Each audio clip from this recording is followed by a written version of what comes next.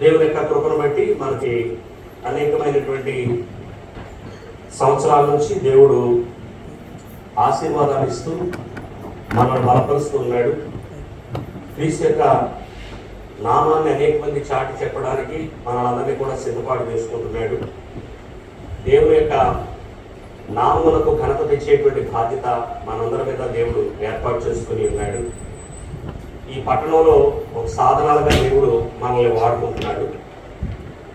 ఈ పట్టణంలో మాత్రమే కాకుండా తణుకు క్రీస్తు సంఘం ద్వారా అనేకమైనటువంటి ప్రాంతాలలో దేవుని వాక్యం వెదజల్లేటట్టుగా అనేక మంది ప్రభువులను వచ్చేటట్టుగా దేవుడు మనకు సహాయపడుతున్నాడు. దేవునికి కృతజ్ఞతాస్తుతులు చెల్లిస్తున్నాను. మరి రాబోతున్నటువంటి దినాలలో కూడా మనం దేవుని యొక్క పని కొరకు అద్భుతమైనటువంటి సాధనాలుగా వాడబడాలి. దేవుని కార్యాలు మనము అనేకమైనవి చేయాలి. ఎందుకంటే దేవుని పనులు చేసేటువంటి బాధ్యత దేవుడు మన మీద ఉంచాడు. ఆయన కార్యక్రమాలు కొనసాగించేటువంటి బాధ్యత మనందరి మీద దేవుడు ఇచ్చాడు. కాబట్టి ఈ కార్యక్రమాలన్నీ చేయడానికి దేవుని పిల్లలుగా మనం సిద్ధపాటు చేసుకోవాలి. ఈరోజు కూడా మరొక పాఠాన్ని చెప్తాను. దయతో ఈ పాఠాన్ని వినాలని చెప్పి నేను కోరుతున్నాను. ఇవాళ మనం సంఘం గురించి ఒక పాఠం చదువుతాం. సంఘాల గురించి ఒక పాఠం చెప్తాను. మనందరికీ తెలిసినటువంటి పాఠమే, మనందరికీ అవగాహన ఉన్నటువంటి పాఠమే. అధికారుల నుంచి ప్రకటన వరకు నేను చదివేశాను కదా, నాకు అన్నీ తెలుసు అనుకోవడానికి మనకు అవకాశం లేదండి. అంచేత ఏ రోజు చదువుకున్నా కొత్తదనం, ఏ రోజు మనం నేర్చుకున్నా కొత్త కొత్త విషయాలు బయలుపరచబడుతుంటాయి. ఏమో నాకైతే ఎట్లా అనిపిస్తుంది. ఎప్పుడు మనం బయలు చదివినప్పటికీ దేవుడు అందులో నుంచి అద్భుతమైన రుచులు మనకి అందిస్తున్నాడు. అది మనం నేర్చుకొని ఆత్మీయంగా బలపడాల్సినటువంటి బాధ్యత మనందరి మీద కూడా ఉంది. ఈరోజు నేను మీకు చెప్పాలనుకున్నటువంటి విషయం ఏంటంటే, సంఘం అనేటువంటి కాన్సెప్ట్ గురించి మనం చదువుతాం. ఈరోజు కాసేపు ఒకసారి మనము ఈ సంవత్సరం అంతా మనం ఈ సంఘం పట్ల ఎలా ఉన్నామో స్వపరిచి చేస్తున్నాం. ఈ సంఘం విషయంలో మన బాధ్యతలు ఎలా ఉన్నాయి ఒకసారి మనము స్వపరిచి చేసుకున్నాం. అసలు సంఘం అనేటువంటి పరిస్థితుల మీద మనకు ఉన్నటువంటి అవగాహన లేదు. ఈ సంఘాల గురించి మనం ఏమని ఆలోచన చేస్తున్నాం. చూడండి, ఈ సంఘాల గురించి ఆలోచించేటప్పుడు ఈ సంఘం యొక్క ఉపోద్ఘాతంగా ఒక వాస్తవాన్ని మనం గమనించాలి. ఏమిటంటే, సంఘము అని అంటే మనందరికీ తెలుసు. ఎవరు పడితే వాడిని దేవుడు సంఘం అని అంటాం లేదండి. లోకంలో కూడా చాలా ఉంటాయి, యూనియన్ సంఘాలన్నీ రకరకాలవి ఉంటాయి. వాటి గురించి మనం ఆలోచించడం లేదు. ఈరోజు మనం ఆలోచించబోతున్నటువంటి పాఠం ఏంటంటే, మనం అర్థం చేసుకోబోతున్నటువంటి పాఠం ఏంటంటే, సంఘం పట్ల నా బాధ్యత. సంఘ సభ్యుడిగా ప్రతి ఒక్కరికి సంఘం పట్ల బాధ్యత ఉంది. బాధ్యత రహితముగా ఉండేవాడు సంఘ సభ్యుడు కాదు. అర్థమవుతుందండి? సంఘ సభ్యులు అని అంటే అర్థం ఏంటంటే, సంఘంలో నేను ఉన్నాను అని అంటే అర్థం ఏంటంటే, ఈ సంఘం పట్ల చాలా బాధ్యత వహించవలసినటువంటి అవసరత ఉంది. ఏదో కేవలం ఆదివారం ప్రార్థనకు రావడం వెళ్ళిపోవడానికి సంఘాలు కాదు, బోర్డు ఉన్నాయి అలాంటివి. సంఘము అని అంటే ఒక ప్రత్యేకమైనటువంటి బాధ్యత, ఒక ప్రత్యేకమైనటువంటి కార్యక్రమాన్ని నిర్వహించవలసినటువంటిది మనకు. అయితే దానికి ముందు ఒక వాస్తవాన్ని గమనించాలి. ఏమిటా వాస్తవం అని అంటే, బైబిల్ గ్రంథంలో ఈ సంఘానికి దేవుడు ఏం చేశాడంటే కొన్ని అద్భుతమైనటువంటి పోలికలు ఇచ్చాడు. సంఘాన్ని మనం అర్థం చేసుకోవడానికి, సంఘంగా మనం బ్రతకడానికి కొన్ని అద్భుతమైనటువంటి పోలికలు ఇచ్చాడు. అంటే పోలిక ఎందుకు చెప్తాడు అని అంటే, మీరు అలా బ్రతకండి అని చెప్పడానికి పోల్చి చెప్తాడు అన్నమాట. అందులో ఒక పోలిక ఏమిటంటే, ఎఫెసీయులకు రాసిన పత్రిక 1వ అధ్యాయము 22-23 వచనాలను మనం చూద్దామండి. ఎఫెసీయులకు రాసిన పత్రిక 1వ అధ్యాయము 22-23 వచనాలు మనం చూద్దాం. ఎఫెసీయులకు రాసిన పత్రిక 1వ అధ్యాయము 22-23. మరియు సమస్తమును ఎవరి పాదాల కింద? యేసుక్రీస్తు యొక్క పాదాల కింద వచ్చి సమస్తముపై ఆయనను సంఘములకు శిరస్సుగా నియమించాడు. అంటే సంఘానికి శిరస్సు ఎవరన్నమాట? యేసుక్రీస్తు అండి. ఆ సంఘము అదనమాట. అంటే సంఘానికి ఇక్కడ దేవుడు ఇచ్చినటువంటి ఒక పోలిక ఏమిటనమాట, క్రీస్తు శరీరం. ఏంటండి? క్రీస్తు శరీరం అండి. మామూలు శరీరం కాదు అండి, జాగ్రత్తగా గుర్తుపెట్టుకోండి. క్రీస్తు శరీరము అనేటువంటి పోలిక ఇచ్చాడు. అంటే సంఘం అని అంటే ఎలా చూస్తున్నాడు అనమాట, సంఘము క్రీస్తు ప్రభు శరీరము అని చూస్తున్నప్పుడు మనము 3 వచనాలను ఎప్పుడు కూడా జ్ఞాపకం చేసుకోవాలి. 3 వచనాలను ఎప్పుడు కూడా జ్ఞాపకం చేసుకోవాలి. సంఘానికి ఆయన ఇచ్చినటువంటి పోలిక ఏమిటండి? క్రీస్తు ప్రభు యొక్క శరీరం. సంఘాన్ని క్రీస్తు ప్రభు శరీరము అన్నప్పుడు 3 వచనాలు ఎప్పుడు కూడా మీ మనసులో ఉంచుకోండి. ఒకటి మత్తయి సువార్త 3వ అధ్యాయము 17వ వచనాన్ని ఒకసారి చూద్దామండి. మత్తయి సువార్త 3వ అధ్యాయము 17వ వచనాన్ని ఒకసారి మనం చూద్దామండి. మత్తయి సువార్త ఏమండి?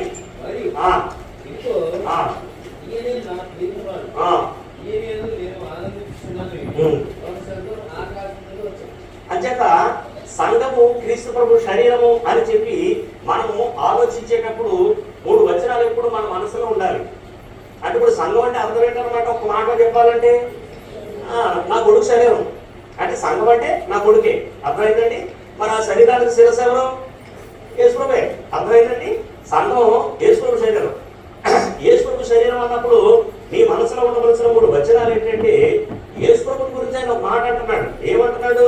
ఇదిగో ఈయనే నా ప్రియ కుమారుడు, ఈయన యందు నేను ఆనందించుచున్నాను. అర్థమవుతుందండి. అంచేటప్పుడు ఈయనంటే దేవుడికి చాలా ప్రియమండి. ఎవరంటే? యేసుక్రీస్తు అండి. అర్థమైందండి. ఎంత ప్రియమైన వాడు ఎవరండి? యేసుక్రీస్తు అండి. చాలా ప్రియమైన వాడు అనమాట. ఇక్కడ చెప్పుకున్నాడు అనమాట, నాకు ప్రియమైనటువంటి వాడు, ప్రియమైనటువంటి వాడు, తర్వాత ఆనందింపజేసేవాడు. కాబట్టి నా ప్రియమైనటువంటి కుమారుడు ఇక్కడ మాట్లాడుతున్న మాట ఏంటంటే, నేను ఆనందించుచున్నాను. అంచేత దేవుడికి ఆనందాన్ని ఇచ్చేటువంటి వ్యక్తి ఎవరన్నమాట? యేసుక్రీస్తు అనమాట. కాబట్టి ఇప్పుడు దేవుడికి ప్రియమైన కొడుకు ఎవరు? యేసుక్రీస్తు అండి. దేవుడికి ఆనందాన్ని ఇచ్చే కొడుకు ఎవరు? యేసుక్రీస్తు అండి. అంచేత దేవుడికి ఏదైనా ఆనందం దొరుకుతుందనంటే ఎవరి వల్ల అనమాట? యేసుక్రీస్తు వల్లే. మత్తయి సువార్త 17వ అధ్యాయము, మత్తయి సువార్త 17వ అధ్యాయాన్ని ఒకసారి మనం చూద్దామండి. ఈ వచనాన్ని కూడా మనం జ్ఞాపకం చేసుకోవాల్సినటువంటి అవసరత మనకుందండి. మత్తయి సువార్త 17వ అధ్యాయము 5వ వచనం అండి. మత్తయి సువార్త 17వ అధ్యాయము 5వ వచనం ఏమండి? ఎవరు?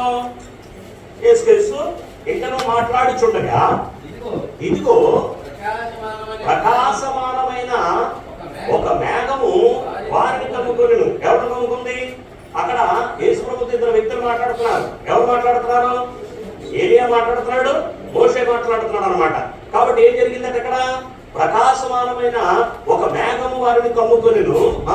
ఇదిగో మళ్ళా అదే మాట ఇక్కడ మత్తయి సువార్త 17వ అధ్యాయంలో ఏ మాట అయితే చెప్పాడు అదే మాట ఇక్కడ చెప్తున్నాడు. ఇదిగో ఈయన నా ప్రియ కుమారుడు, ఈయన యందు నేను ఆనందిస్తున్నాను. కానీ ఇక్కడ ఇంకో మాట మార్చేశాడు. మత్తయి సువార్త 3వ అధ్యాయంలో చెప్పని మాట కూడా ఇక్కడ చెప్పాడు. ఏమిటన్నమాట? ఈయన మాట మీరు వినుడి. అర్థమవుతుందండి. ఇప్పుడు మనం ఎవరి మాట వినాలన్నమాట? యేసు మాట వినాలి. ఇంకెవరి మాట వినడానికి వీల్లేదు. ఆ పక్కన ఎవరున్నారు? యేసు పక్కన ఏమన్నాడు? ఇంకెవరున్నారు? మోషే ఉన్నాడు. కాబట్టి ఇప్పుడు వాళ్ళకి చెప్పాలనుకున్న విషయం ఏంటంటే, ఇక మీరు ఎవరి మాట వినక్కర్లేదు, మోషే మాట వినక్కర్లా, మీరు ఏలియా మాట వినక్కర్లా. ఎవరి మాట వినాలి? నా కుమారుడు, నా ప్రియమైన కుమారుడు, నాకు ఆనందాన్ని ఇచ్చేటువంటి కుమారుడు ఉన్నాడు. ఎవరైనా? యేసుక్రీస్తు. యేసుక్రీస్తు యొక్క మాటని మీరు వినండి అని చెప్పాడు. అర్థమవుతుందా? అంచేత మొట్టమొదటి చెప్పబడినటువంటి వచనంలో నాకు ప్రియమైన కుమారుడు, నాకు ఆనందాన్ని ఇచ్చే కుమారుడు అని చెప్పాడు. 2వ వచనంలో ఈయన మాట మాత్రమే మీరు వినండి. మీరు ఎవరి మాట వినక్కర్లేదు, మోషే మాట వినక్కర్లేదు, ఏలియా మాట వినక్కర్లేదు. మోషే మాట వినక్కర్లేదు, ఏలియా మాట వినక్కర్లేదు అని అంటే ఇక ఏ మనుషుడికి అక్కడ అవకాశం లేదు. ఇప్పుడు ఎవరి మాట వినాలన్నమాట? యేసుక్రీస్తు యొక్క మాటను మాత్రమే మనం వినవలసినటువంటి అవసరత ఉందన్నమాట. చూడండి, కీర్తన గ్రంథాన్ని మనం ఆలోచన చేసినట్లయితే 2వ కీర్తన 12వ వచనాన్ని మనం చదువుదామండి. కీర్తన 2వ కీర్తన 12వ వచనాన్ని మనం చదువుదామండి. ఎవరి కోపం? యేసుక్రీస్తు కోపం. యేసుక్రీస్తు అన్న వాళ్ళు ఎవరు? ఫాస్ట్ చేసేయండి వాళ్ళకి. ఆయన కోపము త్వరగా రగులుకొను. ఎవరి కోపము? జాగ్రత్త. యేసుక్రీస్తు యొక్క కోపము త్వరగా రగులుకొను. యేసుక్రీస్తు కోపం ఉంటే ఈరోజు మీరు ఇక్కడ కూర్చో. అర్థమైందండి? అంచేత దేవుని కోపమును పాల్గొనే వ్యక్తి ఎవరు? యేసుక్రీస్తు అండి. అర్థమైందండి? యేసుక్రీస్తు దేవుడికి మహోగ్రత, మామూలు ఉగ్రత కాదండి, భయంకరమైన ఉగ్రత మన మీద కుమ్మరించాలనేటువంటి తత్వం కలిగినప్పుడు ఆ ఉగ్రతను అడ్డుకునే వ్యక్తి ఎవరు అనమాట? యేసుప్రభు అనమాట. కాబట్టి ఇక్కడ ఆయన కోపం, ఎవరి కోపం? దేవుని కోపం త్వరగా రగులుకుంటుంది. ఎందుకు రగులుకుంటుందటండి? కుమారుని ముద్దు పెట్టుకొనుడి. ఎవరిని? యేసుక్రీస్తు అనమాట. కుమారుని ముద్దు పెట్టుకొనుడి, లేని ఎడల ఆయన కోపించును. అర్థమైందని ఇక్కడ ఇంకో మాట చెప్పాడు, నా కొడుకులు కానీ ఎవరైనా అశ్రద్ధ చేశారా ఏం చేస్తారు? నేను వాళ్ళ మీద కోపపడతాను అంటున్నాడు అనమాట. దేవుడికి ఎప్పుడు కోపం వస్తుంది మన మీద? ఎవరిని అశ్రద్ధ చేసినప్పుడు. కుమారుడు ఎప్పుడైతే మనం నిర్లక్ష్యం చేశామో, కుమారుడిని మనం ఎప్పుడైతే అశ్రద్ధ చేశామో, యేసు ప్రభుని ఎప్పుడైతే నిర్లక్ష్యం చేశామో, యేసు ప్రభుని ఎప్పుడైతే పక్కన పెట్టామో, మరి ఆదివారం ఆరాధన మానేసాం, మనం ప్రభురాత్రి రోజులు తీసుకోవటం మానేసాం, మన కార్యక్రమాలు మనం చేసుకొని ప్రభు బలను నిర్లక్ష్యం చేస్తాం. దేవుడు కోపం వస్తుందా రాదా? మామూలుగా రాదని కోపం. అర్థమవుతుందా? చాలా జాగ్రత్త. అంటే తన కుమారుడైనటువంటి క్రీస్తు ప్రభుని నిర్లక్ష్యం చేస్తాం.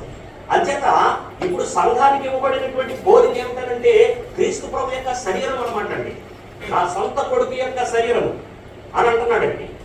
సంఘము క్రీస్తు ప్రభు యొక్క శరీరంతో పోల్చబడినప్పుడు మన మనసులో ముద్రించుకోవాల్సిన సంఘటనలు ఏంటంటే, ఈ సంఘం యేసు ప్రభు యొక్క శరీరం అన్నాడనంటే యేసు ప్రభు ఆయన చాలా ప్రియమైన వాడు, యేసు ప్రభువే ఆనందాన్ని కలిగించేవాడు. మనమందరం ఎవరి మాట వినాలి? యేసు ప్రభు మాట వినాలి. ఒకవేళ యేసు ప్రభుని నిర్లక్ష్యం చేస్తే దేవుడికి ఏమొస్తుంది? కోపం వస్తుంది. ఈ మాటలు దృష్టిలో పెట్టుకోవాలి. అంటే యేసు ప్రభు విషయంలో ఈ 3 విషయాలు దేవుని దగ్గర ఉన్నాయండి. ఈ 3 నిర్ణయాలు కూడా దేవుని దగ్గర ఉన్నాయండి. నాకు ప్రియమైన కొడుకు ఎవరనంటే యేసు ప్రభే. నాకు ఆనందాన్ని ఇచ్చే కొడుకు ఎవరనంటే యేసు ప్రభే. నా యేసు ప్రభు మాట మాత్రమే మీరు వినాలి. నా కొడుకుని నిర్లక్ష్యం చేస్తే నాకేమొచ్చేస్తుంది? కోపం వచ్చేస్తుంది. అర్థమైందండి? ఇది 2024 సంవత్సరం. 52 ఆదివారంలో ఒక ఆదివారం ఆరాధన అనుకుంటే ఆరాధనకు వచ్చానన్న చేతులు ఒక ఆదివారం కూడా 1, 2, 3, 4, 5, 6, 7, 8 దొరకరాదు. ఒకవేళ మానేసామనుకోండి, ఆరాధన మానేసామనుకోండి, మనం ఏం చేసినట్లు యేసు ప్రభుని అంతే నిర్లక్ష్యం చేసేసాం. నిర్లక్ష్యం చేస్తే ఆయనకి ఏమొస్తుంది అంటున్నాడు అనమాట. వెంటనే మన మీద కోపం వచ్చేద్దండి. ఇప్పుడు మీరు ఆలోచించండి, యేసు ప్రభుని ఏమంటున్నాడనంటే నా ప్రియమైన కొడుకు అంటున్నాడండి, నాకు ఆనందించే కొడుకు అంటున్నాడండి. మీకు ఎవరి మాట వినవలసిన అవసరం లేదు. మోసే మాట వినక్కర్లేదు, ఏ మాట వినక్కర్లేదు. ఎవరి మాట వినాలి? నా కుమారుడైనటువంటి యేసు ప్రభు మాట వినండి అంటున్నాడు. అంతేకాకుండా ఒకవేళ నా కుమారుడు కానీ మీరు నిర్లక్ష్యం చేశారా ఏమంటాడైనా? నాకు కోపం వచ్చేస్తుంది మీ మీద. నాకు కోపం రావడానికి హేతు ఏదంటే మరి ఏమీ లేదు. నా కుమారుడైనటువంటి క్రీస్తు ప్రభువుని మీరు నిర్లక్ష్యం చేస్తే చాలు నాకు కోపం వచ్చేస్తుంది. ఇప్పుడు యేసు ప్రభుని మనం ఎలా నిర్లక్ష్యం చేస్తాం? ఒక ప్రభురాత్రి భోజనాన్ని మనం మానేయటమే, ఆదివారం ఆరాధన మానేయటమే. కాబట్టి ఇప్పుడు దీన్ని దృష్టిలో పెట్టుకోండి. యేసు ప్రభుకి దేవుని యొక్క మనసులో ఎంతటి విలువ ఉందో చూడండి. యేసు ప్రభుకి దేవుని యొక్క మనసులో ఎంతటి స్థానం ఉందో చూడండి. ఎంతటి ప్రాధాన్యత యేసు ప్రభుకి దేవుడు ఇస్తున్నాడో ఒకసారి ఆలోచించండి. అందుచేత యేసు ప్రభుకి ఇంతటి ప్రాధాన్యతను ఇచ్చాడనంటే ఇప్పుడు సంఘాన్ని దేంతో పోల్చుకుంటున్నాడు? క్రీస్తు ప్రభు యొక్క శరీరంతో పోలుస్తున్నాడు. మరి క్రీస్తు ప్రభు శరీరంతో పోలుస్తున్నాడు అని అంటే ఇప్పుడు సంఘాన్ని ఒకలాగా, యేసు ప్రభుని ఒకలా చూస్తాడా దేవుడు? మనం చూస్తాం. ఎలాగా? ఇక్కడ ఉన్నప్పుడు ఏం చేస్తామనంటే చాలా ప్రశాంతంగా అందరూ అప్పుడు మనం జనాలందరూ ఏమనుకుంటారంటే ఎంత దేవుడు ఆరాధిస్తున్నారు అనుకుంటారు. గుమ్మం దాటిన తర్వాత అసలు విషయాలు బయట అర్థమవుతుందా? మన మనసులో ఏమున్నాయో అనేది గుమ్మం దాటిన తర్వాత బయటపడతాయి. ఇక్కడ బయటపడం. అర్థమైందా? ఈ గుమ్మం దాటిన తర్వాత బయటపడతాయి. కానీ ఇక్కడ మనం ఆలోచించవలసిన విషయం ఏంటంటే దేవుని యొక్క దృష్టిలో తన కుమారుడు ఒకలాగా, సంఘాన్ని ఒకలాగా ఆయన చూస్తున్నాడా? చూడటం లేదండి. తన కుమారుని ఎలాగైతే చూస్తున్నాడో అలాగే ఏం చేస్తున్నాడు? సంఘాన్ని కూడా చూస్తున్నాడండి. చాలా జాగ్రత్తగా ఆలోచించాలి. అందుకే ఆయన ఏం చేశాడనంటే ఎవరితోనూ పోల్చుకోలేదండి. సంఘాన్ని ఎవరితో పోల్చాడు? తన కుమారుడైనటువంటి క్రీస్తు ప్రభు యొక్క శరీరంతో పోల్చాడు. అంటే ఇప్పుడు దేవుని యొక్క మనస్సులో యేసు ప్రభుకి ఎంతటి స్థానం అయితే ఉన్నదో అంతటి స్థానం కూడా ఎవరుకుందనమాట, సంఘానికి ఉంది. ఎంతటి ప్రాధాన్యత ఉందో చూడండి. అంటే ఇప్పుడు మనం ఎవరితో సమానమైనటువంటి వ్యక్తులు అనమాట, యేసుక్రీస్తుతో సమానమైనటువంటి వ్యక్తులు ఎవరు అని అంటే ఇక్కడ ఉన్నటువంటి సంఘం మాత్రమే. అర్థమైందండి? ఈ ప్రపంచంలో బ్రతుకుతున్నటువంటి వారందరినీ నాతో సమానమైనటువంటి వ్యక్తులు, నా కుమారుడైనటువంటి యేసు ప్రభుతో సమానమైన వ్యక్తులు అని అంటం లేదండి. ఎవరైతే క్రీస్తు ప్రభు యొక్క శరీరంగా ఉన్నారో వారిని మాత్రమే నా కుమారుడైనటువంటి యేసుక్రీస్తుతో సమానులు అని అంటున్నాడు. లోకంలో బ్రతుకుతున్నటువంటి ప్రతి వారిని కూడా తన కుమారుడితో సమానుడుగా చూడడానికి ఇష్టపడటం లేదండి. కేవలము యేసు ప్రభు శరీరముగా ఎవరైతే వ్యవహరిస్తున్నారో, యేసు ప్రభు శరీరంగా ఎవరైతే బ్రతుకుతున్నారో వారు మాత్రమే దేవుడు యేసు ప్రభుతో సమానమైనటువంటి వ్యక్తులుగా మనం చూస్తున్నాడు. జాగ్రత్త. మరి దేవుడు మనకి యేసు ప్రభుతో సమానమైనటువంటి ప్రాధాన్యత సంఘానికి ఇస్తుంటే మనం ఎంత ప్రాధాన్యత ఇస్తున్నామండి? ఇప్పుడు సంఘానికి దేవుడి యొక్క మనసులో సామాన్యమైనటువంటి ప్రాధాన్యత లేదు, సామాన్యమైనటువంటి ప్రాధాన్యత లేదు, సామాన్యమైనటువంటి ప్రాధాన్యత లేదు. మీకు అర్థమవుతుందా? చాలా జాగ్రత్త. ఇక్కడ చర్చ్ గవర్నమెంట్ అనేటువంటిది ఒకటి ఉంది, ఇక్కడ యేసు ప్రభు శరీరంలో ఒక ప్రణాళిక అనేటువంటిది ఒకటి ఉంది. ఇక్కడ దేవుడు మనం బతకడానికి ఒక ప్రత్యేకమైనటువంటి సంస్కృతిని ఏర్పాటు చేశాడు. ఆ విధానంలో మనం బ్రతకాలి, ఆ విధానంలో మనం బ్రతకాలి. కెరీర్ మేస్టర్ గారు రేపు సెలబడతారా? నాకు చిన్న పని ఉంది, పెట్టండి సార్. పెట్టాలంటే పర్లేదండి, మీ మాస్టర్కి ఏం చెప్పక్కర్లేదండి, మానేయండి అని నేను అన్నాను. మానేస్తారా? ఏమండి ఏమండి పర్మిషన్ తీసుకోవాలండి, తప్పనిసరి సార్. పర్మిషన్ తీసుకోండి, మానకూడదండి, మానేయండి. ఇబ్బంది రండి, చూసారా? ఇబ్బంది అంటండి, ఇబ్బంది అంట. ఆయన కష్టపడి వాటిని చెప్పి ప్రభుత్వం నేను ఆర్థిక పెంచుతుంటే మానేబట్టే మానంటున్నారంటే ఏంటంటే నీకోసం మానేస్తే నాకు ఇబ్బంది అంటున్నారు. అర్థమవుతుంది మీకేమన్నా? మరి ఆరాధన ఏమండి మానేసండి. అబ్బా మా తమ్ముడు ఎంత కన్సల్ట్గా చెప్పాడు, మా మనలాగా చెప్పే ఉంటారు ఇంటి దగ్గర. మా అప్ప ఉద్యోగాలకు వెళ్ళాలి కదా, భార్యని చెప్పడానికి గట్టిగా చెప్పు, అంతే కదండి? రైట్. అర్థమవుతుందా? మరి ఆరాధన మనం ఎవరికి చెప్పి మాత్రం, ఎవరికి చెప్పి మాత్రం అండి. అర్థమవుతుందా మీకు? అంటే సంఘము క్రీస్తు ప్రభు శరీరం అనేటువంటి కాన్సెప్ట్ పోతుందండి. ఈవేళ మనం ఓ ప్రశ్న వేసుకున్నాం. ఏమిటనంటే మనము సంఘము క్రీస్తు ప్రభు శరీరంతో పోల్చాడు కాబట్టి ఇప్పుడు క్రీస్తు ప్రభు యొక్క శరీరంలో, క్రీస్తు ప్రభు శరీరంలో మొట్టమొదట మనం చూడవలసింది ఏంటంటే నా కుటుంబం అంతా క్రీస్తు శరీరంలో ఉండాలండి. అర్థమైందా మీకు? నా కుటుంబం అంతా క్రీస్తు ప్రభు శరీరంలో ఉండాలి. అర్థమైందా? నా కుటుంబం అంతా క్రీస్తు ప్రభు శరీరంలో ఉండాలి. ఈ రోజున మనం దాన్ని చాలా జాగ్రత్తగా ఆలోచిద్దాం. ఇప్పుడు ఎందుకని నేను ఇలా అంటున్నానంటే కుటుంబము క్రీస్తు శరీరంలో ఉండాలి.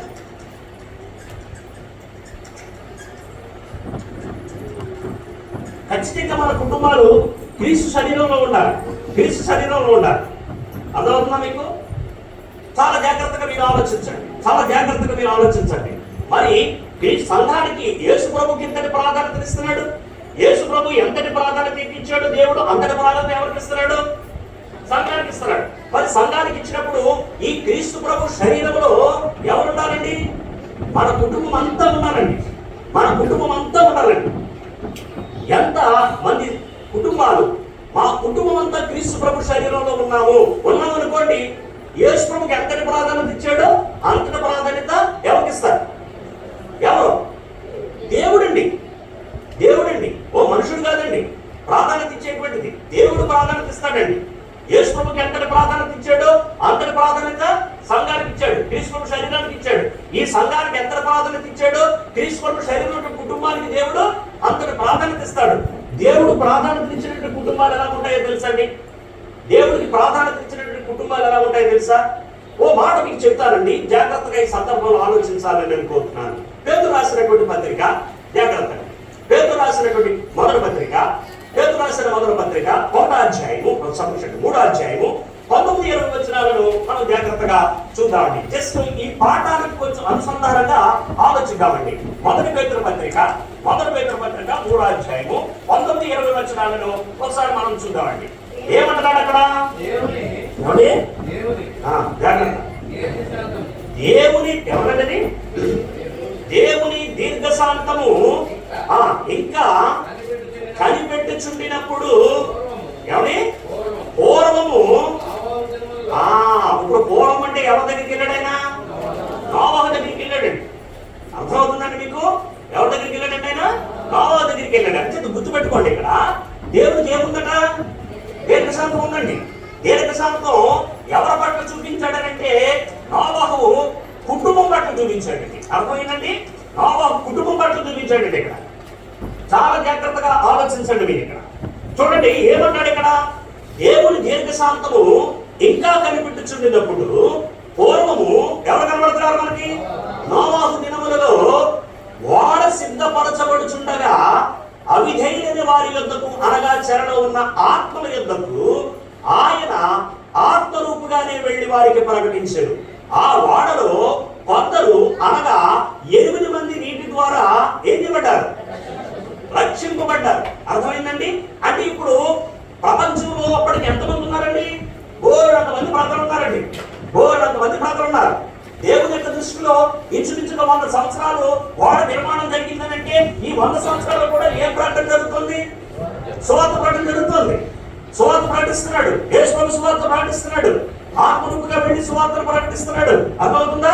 ఆత్మరూపుగా వెళ్ళి సువార్త ప్రకటిస్తున్నాడు. అలాగే నోవహు ప్రకటన చేస్తున్నాడు. అందరూ ప్రకటన చేస్తున్నారు.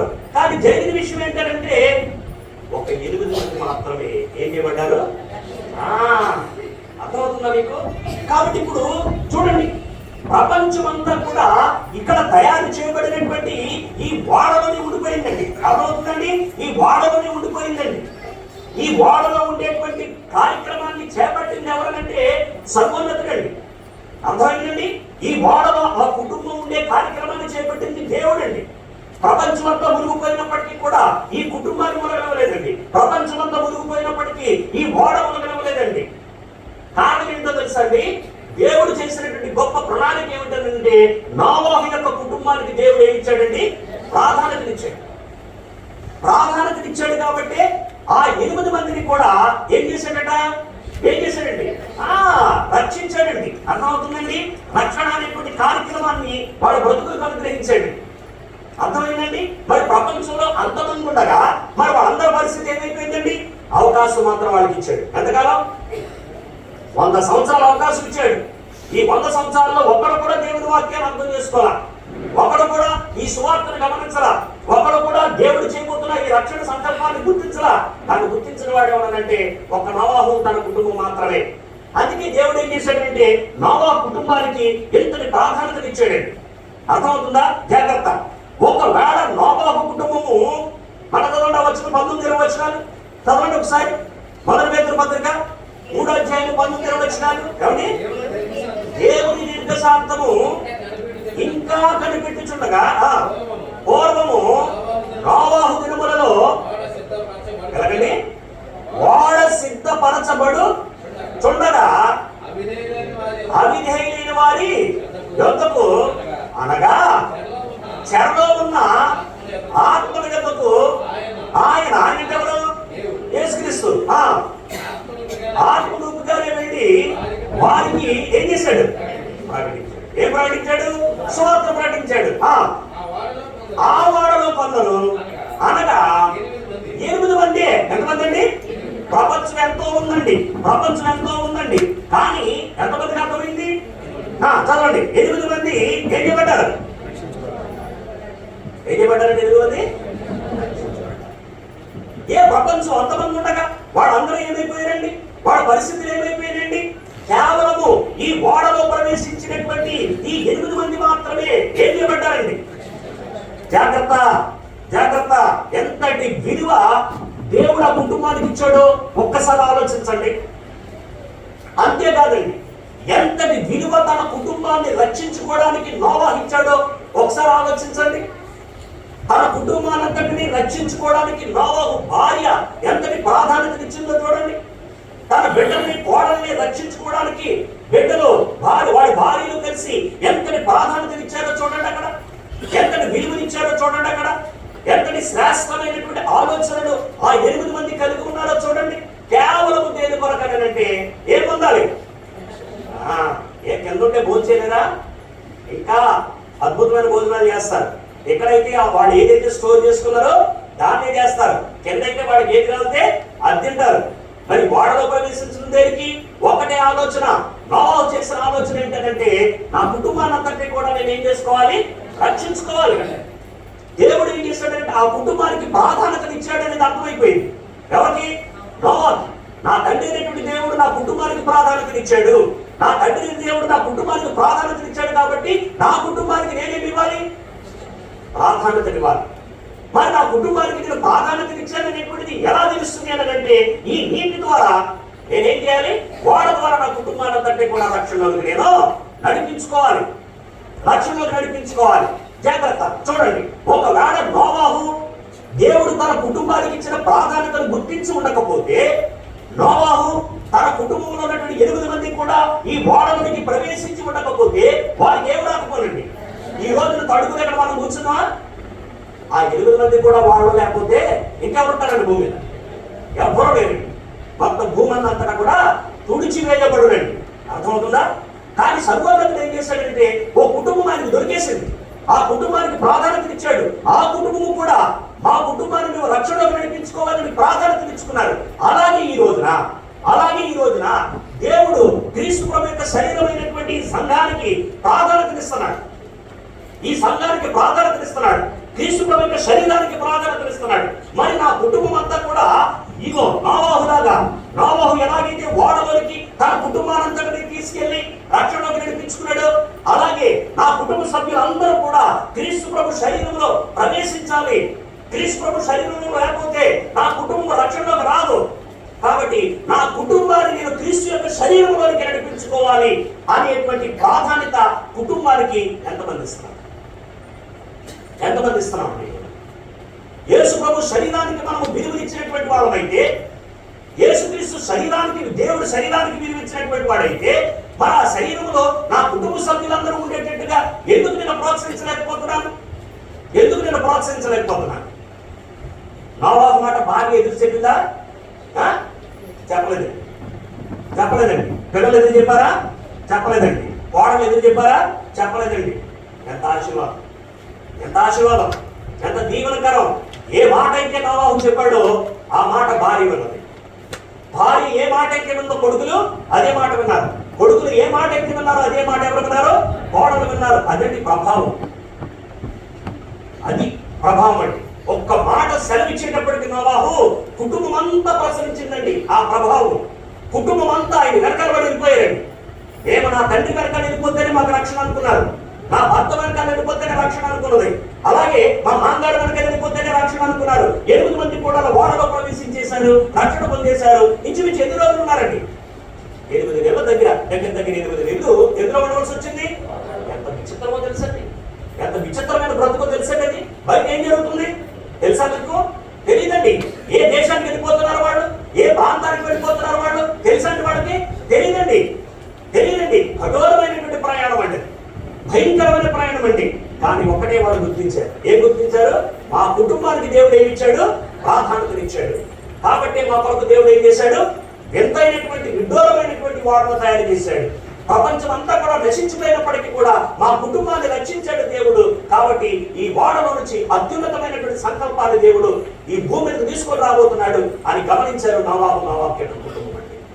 మరి ఈ రోజున మనం ఒకవేళ మీరొక్కరు రక్షించబడిపోతే, మీరొక్కరు క్రీస్తులోకి వచ్చేస్తే, మీరొక్కరు యేసు ప్రభు శరీరంలో ప్రవేశించేస్తే కుటుంబాన్ని అంతటినీ రక్షించేస్తాడా? కుటుంబం అంతా కలిసి క్రీస్తు ప్రభు శరీరంలో ఉండేటట్టుగా ఎంతమంది మనం కృషి చేస్తున్నాం? ఎంతమంది ప్రయత్నం చేస్తున్నాం? కుటుంబం అంతా నోవాహు. తర్వాత చదవండి ఆ మాట. పేతురు రాసినటువంటి మొదటి పత్రిక 3వ అధ్యాయము 21వ వచనాన్ని చూద్దామండి. కాబట్టి ఇప్పుడు ఏంటి? అదేమైనా పోయిందా? ఇప్పుడు నోవాహు దగ్గర ఉన్నటువంటి ప్రణాళిక, నోవాహు దగ్గర ఉన్నటువంటి ప్రాధాన్యత, నోవాహు దగ్గర ఉన్నటువంటి సంకల్పము పోయిందండి? పోలేదండి. ఏమంటున్నాడండి నేను ఇక్కడ? దానికి సాదృశ్యమైన బాప్తిస్మము ఇప్పుడు మిమ్మల్ని ఏం చేస్తుందండి? అర్థమవుతుందండి మీకు? అర్థమవుతుందా? కాబట్టి విషయమైనటువంటి బాప్తిస్మము ఇప్పుడు మిమ్మల్ని ఏం చేస్తున్నానంటే రక్షిస్తుంది. కాబట్టి ఇప్పుడు నా కుటుంబం అంతా కూడా ఖచ్చితంగా ఏం చేయాలనంటే క్రీస్తు ప్రభు యొక్క శరీరంలో ఉండాలి. క్రీస్తు ప్రభు శరీరంలో నా కుటుంబం అంతా ఉండాలండి. భార్య, భర్త, పిల్లలు అందరూ కలిసి క్రీస్తు ప్రభు శరీరంలో ఉండాలండి. అంతే. ఉంటేనే మీ కుటుంబానికి మీరు ప్రాధాన్యత ఇచ్చుకున్నట్టు. అంతే. జాగ్రత్త.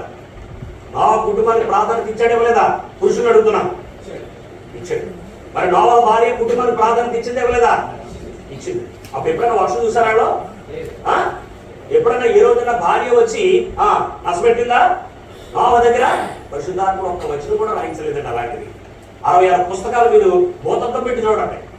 66 పుస్తకాలు భూతత్వం పెట్టి చూస్తే నోవా భార్య ఒక్క రోజున నష్టపెట్టిన సందర్భం లేదు. ఇదేంటయ్యా, మనకు వర్షాలు వచ్చాయి, వర్షం వచ్చినట్టు ఎప్పుడు చూడలేదు మనం. ఏదో దేవుడు ఏదో చెప్పాడంటే పెచ్చోళ్ళకి తయారు చేసేస్తారు. ఏంటి వాడాలి, భార్య అనలేదు, కొడుకులు అనలేదు, చివరికి బయట నుంచి వచ్చినటువంటి కోడలు కూడా అనలేదు. అందరూ కలిసి ఆమోదించారు. అంటే వాడు అర్థం ఏంటనమాట, మా కుటుంబం అంతా కూడా దేవుని సంకల్పంలో ఉంది, మా కుటుంబం అంతా కూడా రక్షించబడాలి. కాబట్టి ఈ రోజున స్థానిక సంఘం పట్ల దేవుడికి చాలా ప్రాధాన్యత ఉంది. కాబట్టి మీ కుటుంబంలో ఉన్నటువంటి ప్రతి వారు కూడా క్రీస్తు ప్రభు శరీరంలో అవయవాలుగా లేక క్రీస్తు ప్రభు శరీరంలో కుటుంబం అంతా ఉండేటట్టుగా మీరు కృషి చేసుకుంటున్నారా? ఈ అనుభూతిని దయతో మీరు ఆలోచించండి. ఆ ప్రాధాన్యత మీ కుటుంబానికి మీరు ఇచ్చుకుంటేనే, వాళ్ళందరూ క్రీస్తు ప్రభు శరీరంలో ఉండేటట్టుగా చేస్తేనే మీరు రక్షించబడతారు. కొరింథీయులకు రాసిన మొదటి పత్రిక 12వ అధ్యాయము 12-11 వచనాలు ఒకసారి మనం చూద్దామండి. మొదటి కొరింథీ పత్రిక మొట్టమొదట మొదటి కొరింథీ పత్రిక 12వ అధ్యాయము 12-13 వచనాలు ఒకసారి మనం చూద్దామండి. అక్కడ ఏముంటున్నాడు? అక్కడ ఏలాగు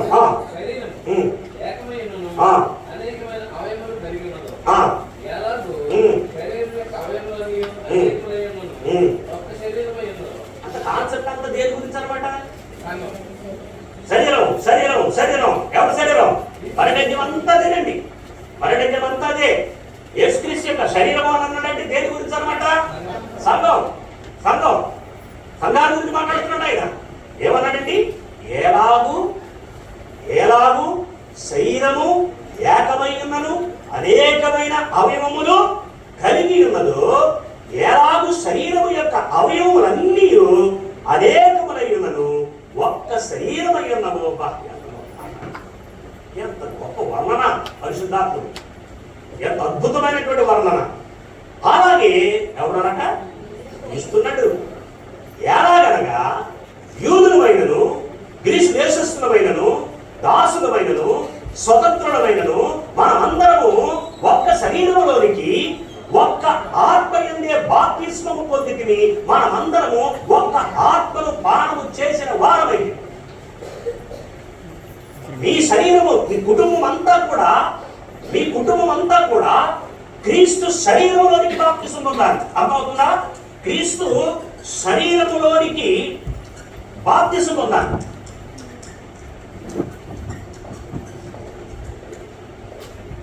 మీకు అర్థమవుతుందా? మీ కుటుంబంలో ఉన్నటువంటి ప్రతి ఒక్కరు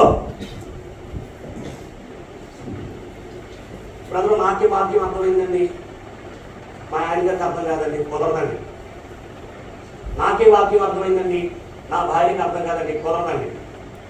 నాకు నా భార్యకి అర్థమైందండి, మా పిల్లలకు అర్థం కాదండి, కుదరదండి. అక్కడ అర్థమైందండి, కుదరదు. మిమ్మల్ని కుటుంబంగా దేవుడు ఏర్పాటు చేసింది ఎందుకండి? ఏర్పాటు చేసింది ఎందుకు? ఏమండి? ఎఫెసీయులకు రాసిన పత్రిక, జాగ్రత్త దీన్ని ఎలా పడుతుంది? ఎఫెసీయులకు రాసిన పత్రిక 3వ అధ్యాయము ఎఫెసీయులకు రాసిన పత్రిక 3వ అధ్యాయము 14వ వచనాన్ని ఒకసారి మనం చదువుదాం. ఎఫెసీయులకు రాసిన పత్రిక, జాగ్రత్తగా చదవండి ఈ మాట. ఎఫెసీయులకు రాసిన పత్రిక 3వ అధ్యాయము 14వ వచనం.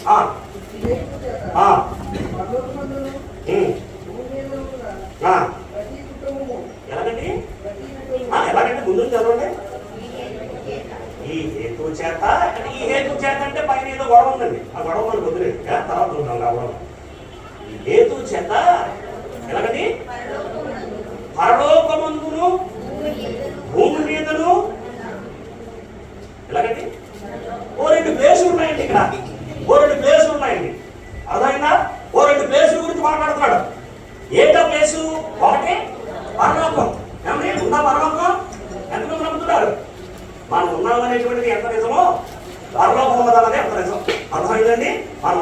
సీనియర్ నిద్రపడాలండి ఉన్నామండి.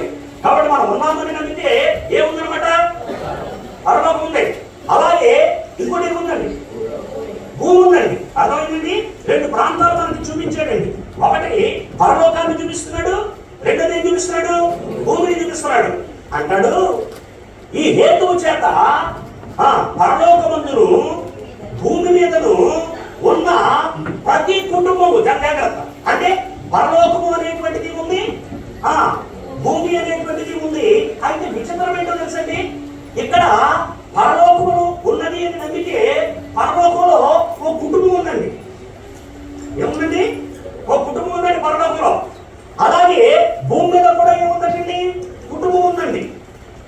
అర్థమవుతుందండి. చాలా జాగ్రత్తగా ఆలోచించండి. పరలోకంలో ఓ కుటుంబం ఉందండి. ఆ కుటుంబంలో సభ్యులు ఎవరో తెలుసా మీకు? ఆ కుటుంబంలో సభ్యులు ఎవరో తెలుసండి? ఆ కుటుంబంలో ఎవరెవరు ఉన్నారు? పరలోకంలో కుటుంబాన్ని మీరు చూసారా? ఎప్పుడైనా చూసారా లేదా? పరలోకంలో ఉన్న కుటుంబాల గురించి మాత్రమే నేను మాట్లాడుతున్నాను. భూమి మీద ఉన్న కుటుంబాల గురించి నేను మాట్లాడటం. జాగ్రత్త. పరలోకంలో కుటుంబం ఉందండి. ఏమిటా కుటుంబము? ఆ కుటుంబము ఎవరిది? ఆ కింద అన్నాడు చదవండి. ప్రతి కుటుంబము ఓ ఎంత ఏంటో తెలుసండి. ఓ ఎంత ఏంటో తెలుసా? జాగ్రత్తగా ఆ వచ్చిన చదవండి. పరలోకం ఉంది. ఆ పరలోకంలో ఏముందట? ఓ కుటుంబం ఉందండి. ఈ కుటుంబంలో ఎవరెవరు ఉన్నారో తెలుసండి? ఒకటి ఏమండి? తండ్రి ఉన్నాడు. తండ్రి దేవుడు. తర్వాత యేసుక్రీస్తున్నాడు. తర్వాత ఇంకెవరున్నారండి? పరిశుద్ధాత్ముడు ఉన్నాడు. ఎవరున్నారండి? పరిశుద్ధాత్ముడు ఉన్నాడు ఇక్కడ. తర్వాత ఇంకెవరున్నారు? దేవదూతలు ఉన్నారు. దేవదూతలు ఉన్నారు. అంటే దేవుడు ఉన్నాడు, యేసుకున్నాడు, పరిశుద్ధాత్ముడు ఉన్నాడు, దేవదూతలు ఉన్నారు. ఓకేనా? ఎక్కడుందండి కుటుంబం? పరలోకంలో ఉందండి. ఇప్పుడు ఏం చేశాడో తెలుసండి, భూమి మీద కూడా కుటుంబాన్ని ఏర్పాటు చేశాడు. ఈ కుటుంబంలో కూడా ఎవరుంటారు? ఓ తండ్రి ఉంటారు. ఎవరండి? మరి తండ్రి ఎవరు సార్? నేనే. సార్ అది కళ్ళగా చెప్పారా? అలాగే అర్థమవుతుందండి. ఈ కుటుంబం భూమి మీద ఉన్న కుటుంబం కాబట్టి మందండి. మన కుటుంబంలో కూడా ఎవరుంటారు? తండ్రి, తల్లి, పిల్లలు, వీళ్ళ కలిసి ఒక కుటుంబం. ఓ మాట చెప్పనా మీకు, ఈ భూమి మీద ఉన్నటువంటి ఈ కుటుంబానికి తండ్రి ఉన్నాడా లేదా? ఉన్నాడు. తల్లి ఉన్నదా లేదా? ఉన్నాడు. అర్థమవుతుందా?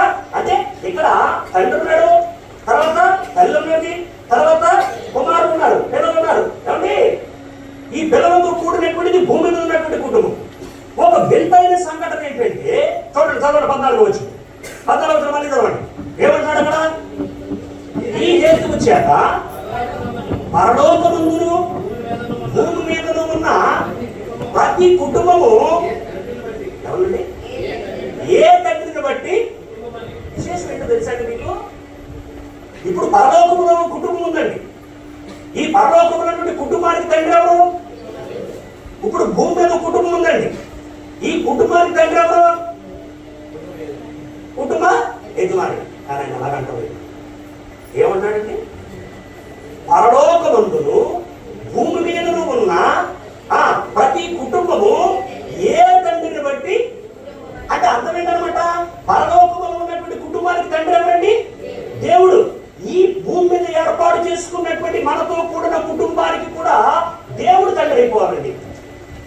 ఈ కుటుంబంలో దేవుడు తండ్రిగా ఉండాలి. మీకు అర్థమవుతుందా?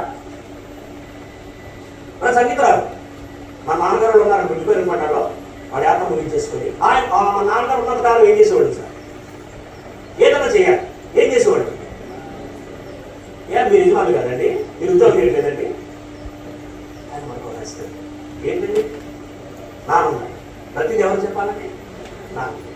ఇప్పుడు లేరు కూడా అప్పుడు సర్వహక్కులు మానేయండి. కానీ వాడు ఉన్నంతకాలం ఏం చేశాడు? వాడు ఆశ దగ్గర ఏం చేశాడు? నాన్న ఏం చేయమంటావు? అంటామండి, అంటామండి, ఖచ్చితంగా అంటామండి. అమ్మా ఏం చేయమంటావు? ఒకవేళ కోల్పోతే మనం ఆ తర్వాత విషయం లేదండి. ఉన్నంతకాలం కూడా ఏం చేస్తామంటే నాన్న ఇలా అనుకుంటున్నాను ఏం చేయమంటావు? అడుగుతావు అడవా? ఇలా అనుకుంటావు ఎలా చేయమంటావు? ఎందుకంటే వాళ్ళది ఏంటిది? అనుభవం. మనకేంటండి? ఆవేశం. వాళ్ళు ఎన్నో చూసేసి నిర్ణయం చేయడానికి ఎవరు అడుగుతామండి? మనం తండ్రిని అడుగుతాం, తండ్రిని అడుగుతాం. కాబట్టి ఇప్పుడు పరలోకమందున్నటువంటి కుటుంబానికి తండ్రిగా దేవుడు ఉన్నాడు. ఆయన అదమాయిషి చొప్పునే ఆ కుటుంబం నడుపుతుందండి. పరలోకమున్న కుటుంబం యేసు ప్రభు తండ్రిని ఆమోదిస్తున్నాడు, పరిశుద్ధాత్ముడు తండ్రిని ఆమోదిస్తున్నాడు, దేవదత్తుడు తండ్రిని ఆమోదిస్తున్నాడు. తండ్రి మాటకి జవదాటడం లేదన్నాడు. ఇప్పుడు ఏర్పరచబడినటువంటి భూమి మీద కుటుంబం కూడా ఏం చేయవలసి ఉందనంటే సర్వోన్నతమైనటువంటి దేవుణ్ణి ఆ ఇంట్లో ఎలా పెట్టుకోవాలి? మరి తండ్రిగా పెట్టుకోవాలి అంటే ఏ కుటుంబానికి దేవుడు తండ్రి అవుతాడు? ఆ కుటుంబములో ఖచ్చితంగా ఈ కుటుంబము తప్పనిసరిగా యేసు ప్రభు యొక్క శరీరముతో సంబంధము కలిగి ఉండగలిగితే అప్పుడు ఆ కుటుంబానికి దేవుడు ఏమవుతాడండి? తండ్రి అవుతాడు, తండ్రి అవుతాడు. ఒకవేళ ఈ కుటుంబము యేసు ప్రభు శరీరంతో సంబంధం పెట్టుకోవాలా, యేసు ప్రభు యొక్క శరీరంలో వాళ్ళు ప్రవేశించలేదు. మరి యేసు ప్రభు శరీరంతో ప్రవేశించకపోతే యేసు శరీరము కానటువంటి దానితో నేను మీ తండ్రి అని చెప్తాడా దేవుడు? చెప్పడం. కాబట్టి యేసు ప్రభు శరీరంతో ఏ కుటుంబం అయితే సాంగత్యాన్ని పెట్టుకుంటారో, సంబంధాన్ని పెట్టుకుంటారో, ఈ కుటుంబంలో సభ్యులుగా వ్యవహరిస్తారో అప్పుడు దేవుడు ఏమంటాడంటే అయ్యా భూమి మీద ఉన్న కుటుంబానికి కూడా నేను ఎవరిని? ఇక్కడ తండ్రిని, ఇక్కడ.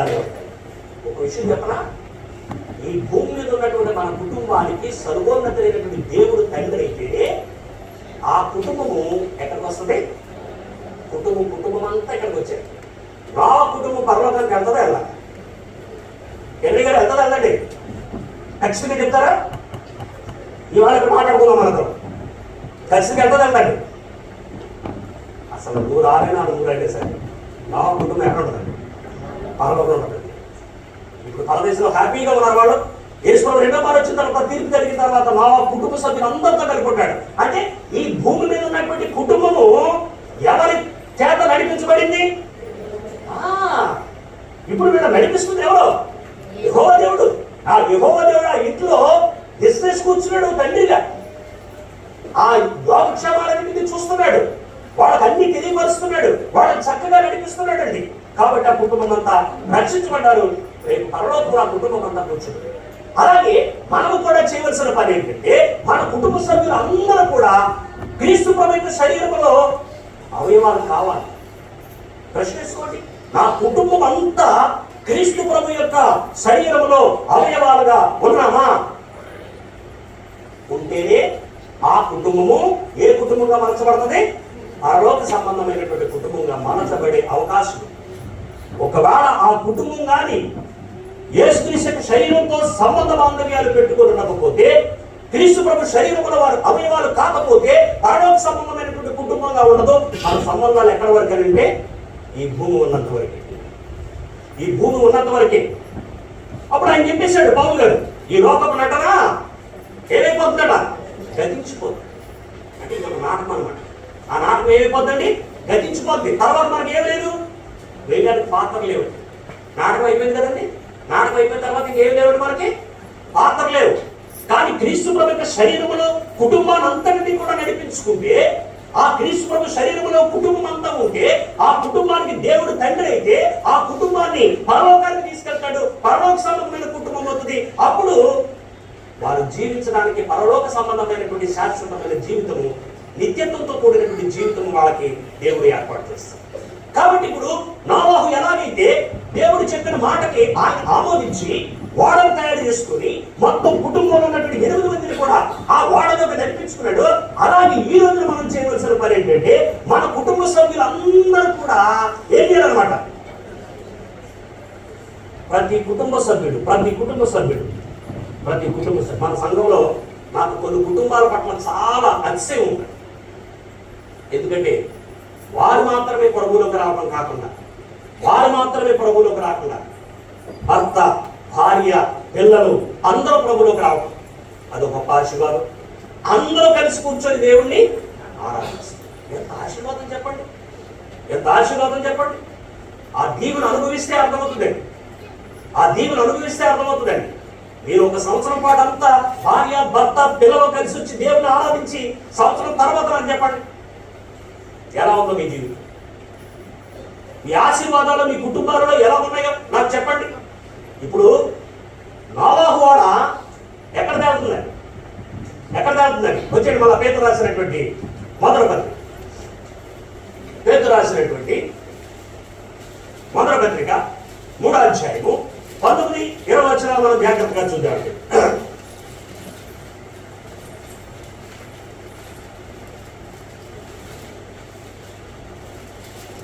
ఇది మీరు గ్రహించాలని నేను కోరుతున్నానండి.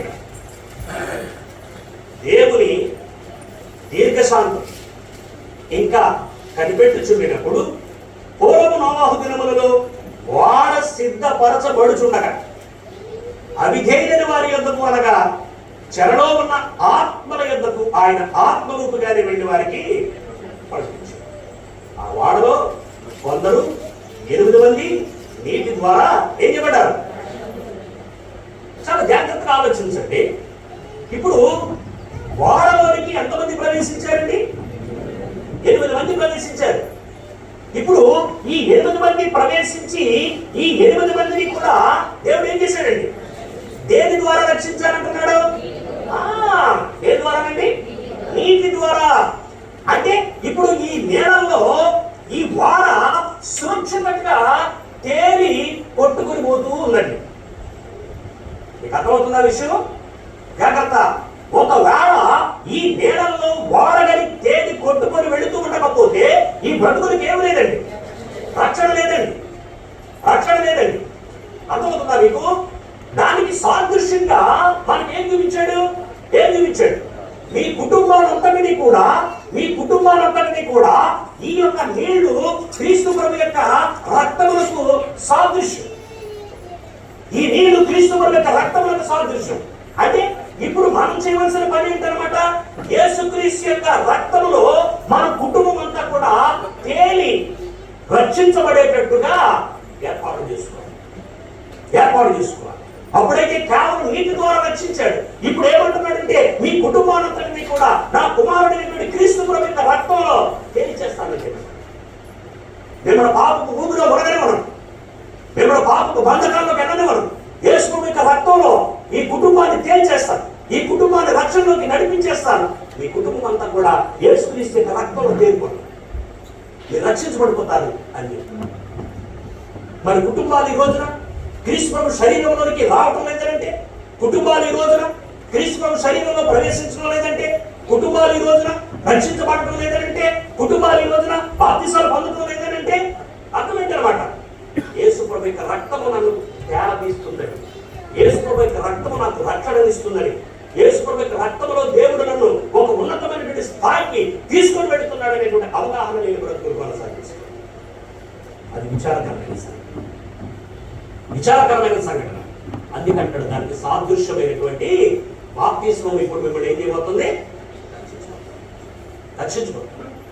కాబట్టి ప్రతి కుటుంబము కూడా చేయవలసినటువంటి పని ఏమిటంటే క్రీస్తు యొక్క శరీరంలోనికి నా కుటుంబం అంతా కూడా ప్రవేశించాలి. కుటుంబం అంతా క్రీస్తు శరీరంలో ఉండేటట్టుగా చూసుకోండి.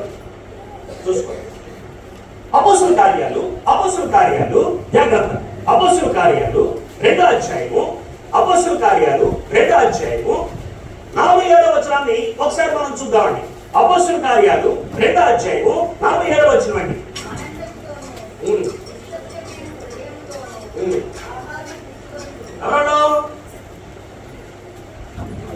ఆది సంఘం అండి. మొట్టమొదట ఏర్పరచబడ్డటువంటి భూమి వేడబతితో కూడినటువంటి సంఘం ఎలా ఉందనంటే ఆనందముతోనూ నిష్కపటమైన హృదయముతోనూ ఆహారము పుచ్చుకుంటున్నారు. మరియు రక్షణ పొందుచున్న వారిని అనుదినము వారితో చేర్చుచుండెను. ఎక్కడ చేర్చుకున్నాడు? ఒక ఆయన చేపట్టే చేర్చే కార్యక్రమం. ఎవరండి? ప్రభు. అర్థమైందండి? ప్రభు.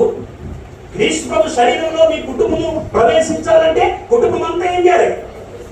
బాప్తిస్మం పొందాలి. క్రీస్తు ప్రభు శరీరంలో ఇప్పుడు ఏం చేస్తున్నాడంటే ప్రభు చేర్చే కార్యక్రమం చేపట్టాడండి. మనుషుడు కాదండి చేర్చే. మీరు బాప్తిస్మం పొందకపోయినా ఇక్కడ కూర్చోబెడతాను. కానీ ఇక్కడ ఏం చేసే పని ఏంటో తెలుసండి? చేర్చే పని అవ్వదండి, ప్రభుత్వం. ఎక్కడ చేస్తాడండి? శరీరంలో చేరుస్తాడండి. శరీరంలో అవయవాలుగా చేరుస్తాడండి. ఎవరు చేరుస్తాడు ఇక్కడ? ఎవరు చేరుస్తాడు? ఎవరైతే రక్షణ పొందారో వాళ్ళని మాత్రమే చేరుస్తాడు. 47వ వచనంలో ఆనందముతోనూ నిష్కపటమైన హృదయముతోనూ ఆహారము పుచ్చుకొనొచ్చున్నది మరియు ప్రభు ఎవరిని? ఆ బాధ్యత ప్రభుదే, అందగానది. ఇదేవద్దు నాదేవద్దు. అర్థమవుతుందా? పురుషుని బిడ్డ కొద్దికైనా ముద్రంతా వేయాలి, పాడు చేస్తాం. జాగ్రత్త సుమా. కాబట్టి క్రీస్తు శరీరంలో ఎవరికి అవకాశం ఉంది? రక్షణ పొందిన వారికి. రక్షణ పొందని వారికి ఉందా? రక్షణ పొందని వారికి క్రీస్తు ప్రభు యొక్క శరీరానికి సంబంధము లేదు, లేదంతే. అబ్బాయి లేదండి, మా అబ్బాయి సండే స్కూల్ నుంచి మీ దగ్గర వాక్యం నేర్చుకుంటాడండి, అదేదో బాప్తిసం పొందడానికి సందేహపడుతున్నాడు కదండి, వాడు సంఘంలో ఉంటాడంటే కుదురుతుందా? అతను సభ్యుడు కాదు, అతను సభ్యుడు కాదు. రాజమండ్రిలో నాకు తెలిసినటువంటి కుటుంబం చాలా పెద్ద కుటుంబం. నేను చిన్నప్పుడు సండే స్కూల్ విద్యార్థులుగా ఉన్నప్పుడు మా సువార్తికుడు వాటి ఇంట్లో అద్దుకుండేవాడు. అడ్డుబాబు తెలిసి ఉండొచ్చు, సత్యనారాయణ అద్దుకుండేవాడు కదా అనుకుంటాడు. ఆ ఇంట్లో అద్దుకుండేవాడు. ఆ ఓనరు ఆ సత్యానంద గారి యొక్క జీవన విధానాన్ని చూసి ఆయన ప్రభుని తెలుసుకోవడానికి ఆయన కూడా చర్చకు వచ్చేసాడు. ఆయన చాలా డబ్బున్నవాడు, చాలా స్థితిమంతుడు, ఆ వీధిలోనే చాలా సంపన్నుడు. ప్రార్థనకు వచ్చేసాడు. వచ్చేసి ఈయన బోధకుని ఒకసారి ఒక మాట అడిగాడు. అయ్యా నేను బాప్తిసం పొందుతానండి అన్నాడు. అప్పుడు ఆయన ఒక మాట చెప్పాడు, బ్రదర్ మీ బాప్తిసం పొందడానికి మాకు ఎటువంటి అభ్యంతరం లేదు, కానీ నీ జీవితంలో బాప్తిసం పొందడానికి ఒక అడ్డు ఉందండి, ఆ అడ్డుని తొలగించుకోవాలండి, అప్పుడు మీ బాప్తిసం పొందడానికి అర్హత ఉందండి అన్నాడు. అప్పుడు వెంటనే ఆయన ఏమన్నాడంటే, బ్రదర్ మీరు చెప్పిన మాట కరెక్టేనండి, నా జీవితంలో అడ్డున్న మాట కరెక్టేనండి, కానీ ఆ అడ్డును మాత్రం నేను తొలగించుకోలేనండి. ఆ అడ్డును తొలగించుకోలేదు, అయితే మీకు నేను బాప్తిసం ఉన్నాను. అప్పుడు ఆయన ఏం చేయాలి? బ్రదర్ నాకు అర్థమైపోయిందండి, నేను బాప్తిసం పొందడానికి అర్హుణ్ణి కాను, అంతవరకు నేను ముందు సీట్లో కూర్చునే వాడిని వచ్చి ఇప్పటి నుంచి ఏం చేస్తానంటే బాప్తిసం నేను పొందేటట్టు నా మనసుని దేవుడు మార్చే వరకు కూడా ఆ చివరి కుర్చీలో కూర్చుంటానంట. కొన్ని కోట్లకు అధిపతి నాకు తెలుసండి, ఆ చివరి కుర్చీలో కూర్చుని ఉంటాడు. ఆ చివరి కుర్చీలో కూర్చొని ఆ చివరి కుర్చీలో సత్యానంద గారు చనిపోయేటంత వరకు కూడా ఆయన అక్కడే కూర్చున్నాడు, అక్కడే కూర్చున్నాడు. బాప్తిసం పొందడానికి అవకాశం లేని పరిస్థితులు సంభవించాయి. కుటుంబం అంతా కూడా చాలా భయంకరమైన విగ్రహాలు వాళ్ళందరూ బందీ చేశారు.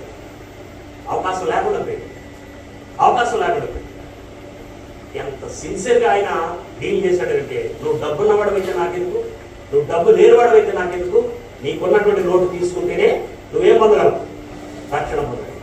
ఆ లోటు తీసుకోకపోతే అప్పుడు ఆయన చనిపోయిన తర్వాత పశ్చాత్తాపడి ఆయన భార్య ఇద్దరు కలిసి ఏం చేశారంటే కొన్ని త్యాగం చేశారు. నేను త్యాగం అనే పదం వాడుతున్నాను. ఆయన త్యాగం అనే పదం త్యాగం చేసి వాళ్ళిద్దరూ వచ్చి అన్నిటిని విడిచిపెట్టి వారు బాప్తిసం తీసుకోవడం. బాప్తిసం తీసుకోవడం ఎందుకని? ఒకవేళ మనుషులు మనం కూర్చోబెడతాం, ఆయన వచ్చాడు వెనకాల కూర్చున్నాడు, కానీ మనతో పాల్పంపులు ఉన్నాయా?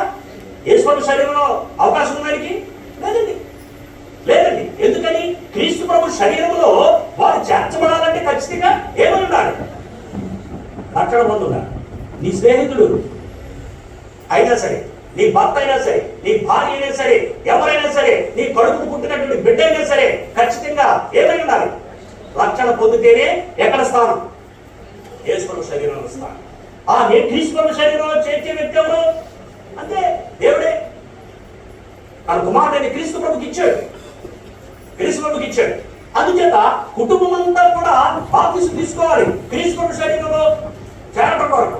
కుటుంబం అంతా రక్షించబడాలి క్రీస్తు ప్రభు శరీరంలో చేర్చబడటం వరకు.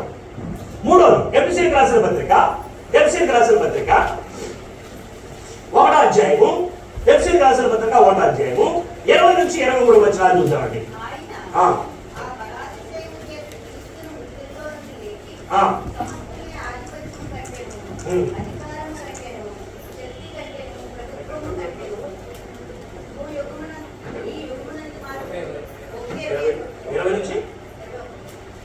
ఉంచండి. 20 నుంచి 22 వరకు చదువు. చూడండి ఏమంటాడండి ఇక్కడ, ఆయన బలాతిశయము చేత. ఎవరు బలాతిశయము? దేవుని బలాతిశయము చేత. చేత యేసు ప్రభువు మృతుల నుంచి లేపుడు ఎవరు? దేవుడే. దేని చేత? ఆయన బలము చేత. ఏమండి? క్రీస్తుని మృతుల నుంచి లేపి సమస్తమైన ఆధిపత్యము కంటేను, అధికారము కంటేను, శక్తి కంటేను, ప్రభుత్వము కంటేను ఈ యుగమునందు మాత్రమే గాక రాబో యుగమునందును పేరు పొందిన ప్రతి నామము కంటేను ఎంతో హెచ్చుగా ఆ పరలోకమందు ఆయనను తన కుడిపార్శ్వమున కూర్చుండబెట్టుకుని ఉన్నాడు. కూర్చుండబెట్టుకుని ఏం చేశాడు? మరియు సమస్తమును ఆయన పాదముల క్రింద ఉంచి సమస్తము పైన ఆయనను సంఘములకు శిరస్సుగా నియమించెను. ఆ సంఘము అర్థమవుతుందండి. ఇక్కడ చెప్తున్నాడు ఆయన, క్రీస్తు ప్రభు శరీరములో నా కుటుంబం అంతా చేర్చబడటం అంటే అర్థం ఏంటో తెలుసండి. ఇక్కడ మీ బాప్తిసం పొందారు, మీ కుటుంబం అంతా ఎక్కడ చేర్చబడింది? క్రీస్తు ప్రభు శరీరంలో అవయవాలు. మీరు రక్షించబడ్డారు, మీ కుటుంబం అంతా ఎవరి చేత చేర్చబడ్డారు? ప్రభు చేత చేర్చబడ్డారు. ఇప్పుడు ఎఫెసీయులకు రాసిన పత్రిక 1:20-22 వచనాల వరకు మనం చూస్తే దేవుడు యేసు ప్రభువుని ఏం చేశాడట? మృతుల్లో నుంచి తిరిగి లేపాడు. తిరిగి లేపి ఏం చేశాడట? ఆయనకి గొప్ప అధికారం ఇచ్చేసాడు. ఏం ఇచ్చేసాడండి? అధికారం. తన కుడిపార్శ్వమున ఏం చేశాడండి? కూర్చుండబెట్టుకొని ఉన్నాడు. తన కుడిపార్శ్వను కూర్చోబెట్టుకుని ఉన్నాడు. తన కుడిపార్శ్వను కూర్చోబెట్టుకుని ఏం చేశాడు? దేవుడికి ఎంతటి అధికారం అయితే ఉందో అంతటి అధికారం కూడా ఇచ్చేశాడు. యేసు ప్రభు కూడా మత్తయి సువార్త 20:18 వచ్చిన ఒక మాట చెప్పాడు. ఏమన్నాడు? పరలోకమందును భూమి మీదను నాకు సర్వాధికారము, ఒకటంట సర్వాధికారము నాకు ఇవ్వబడి ఉన్నది. ఇప్పుడు ఈ అధికారము ఎక్కడ అమలుపరచబడుతుంది? ఎక్కడ అమలుపరచబడుతుంది? పరలోకమును భూమి మీద అమలుపరచబడుతుంది. భూమి మీద ముఖ్యముగా ఈ అధికారం ఎక్కడ అమలుపరచబడుతుందట? మరియు ఆయనను సమస్తము పైన ఏం చేశాడు? శిరస్సుగా నియమించాడు. ఎలా నియమించాడండి? శిరస్సుగా నియమించాడు. ఆ సంఘము ఏంటట? ఆయన శరీరము.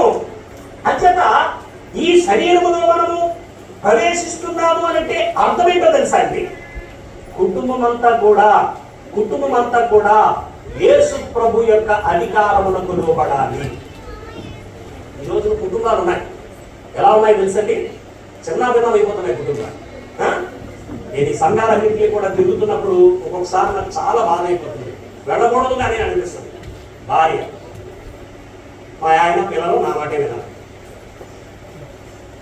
భర్త ఎవరు చెప్పాడు అలాగా? స్త్రీకి అసలు ఏం లేదు, అధికారం లేదు, నేను చెప్పిన మాట వినాలి. భర్త చిన్న కొట్టేసుకుంటున్నాను. తిప్పుకోవడం కాదు. ఏంటంటే అన్నా నేను కొట్టేసుకుంటున్నాను. మీరు వెళ్ళినప్పుడు నటించేస్తానండి. ఏం చేస్తున్నారండి? బాధైపోతుంది సార్. ఎప్పుడు వస్తారో మరి మీరు ఈ సంఘాలన్నీ దర్శించడానికి? నాకే కరెక్ట్ రావాలి. నాకే కానీ అధికారం ఇచ్చుంటే అయ్యారు. అది అందుకే దేవుడు ఇవ్వలేదండి. అర్థమవుతుందా? క్రీస్తు ప్రభు యొక్క శరీరములో కుటుంబము అవయవాలుగా చేర్చబడితే వచ్చేటువంటి లాభం ఏంటంటే కుటుంబం అంతా కూడా ఎవరి అధికారం కిందకి వెళ్ళిపోతారు? భర్త.